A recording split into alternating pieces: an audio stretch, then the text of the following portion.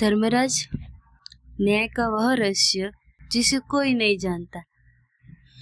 कहा जाता है जब किसी इंसान की आखिरी सांस टूटती है तो उनकी आत्मा सबसे पहले अंधकार नहीं बल्कि सत्य के द्वार पर पहुंचती है।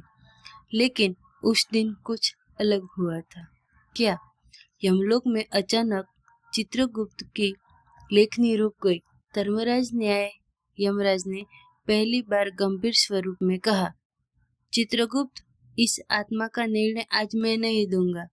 पूरा यमलोक स्तब्ध था, क्योंकि धर्मराज कभी न्याय टालते नहीं है। तो ऐसा क्या हुआ था उस आत्मा में? धरती पर एक व्यक्ति था, आरव। ना कोई राजा, ना कोई महात्मा, एक सामान्य इंसान। उसने कभी मंदिर नहीं बनवाया, तो कभी झूठ भी नहीं बोला, कभी किसी भूखे को खाना खिलाया, तो कभी गुस्से में किसी का दिल तोड़ दिया। जब उसकी मृत्यु हुई, यमदूत उसे यमलोक ले गई। चारों ओर दिव्य प्रकाश, सत्य का भार और सिंहासन पर विराजमान यमराज महाराज। हाथ में दंड नहीं, बल्कि आंखों में करुणा और न्याय। चित्रगुप्त ने कर्म पुलिका खोली। उसने 60% अच्छे कर्म किए थे, 40% स्वार्थ और अहंकार में। यमदूत बोले, यमराज, उसे स्वर्ग का अधिकारी माना जाए। यमराज ने आंखें बंद की और तभी बोले, नहीं, अभी नहीं। धर्मराज बोले, कर्म केवल गिनती नहीं होते, नियत उनका मूल्य तय करती है। फिर यमराज ने आरव से पूछा, जब तूने दान किया, क्या प्रशंसा चाहिए थी? आरव चुप रहा। जब तूने किसी को दुख दिया, क्या पछतावा था? आरव की आंखों से आंसू बहने लगे।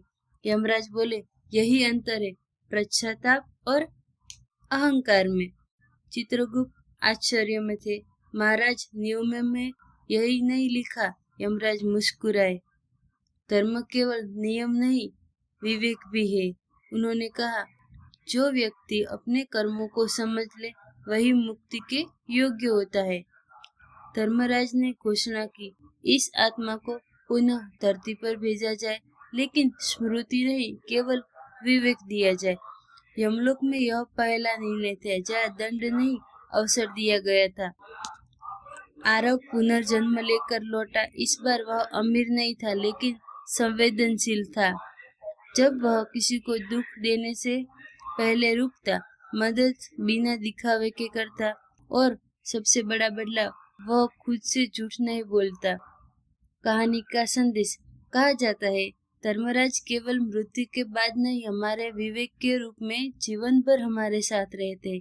और जो व्यक्ति अपने भीतर के धर्मराज की आवाज सुन ले, उसे यमलोक में कभी डर नहीं लगता।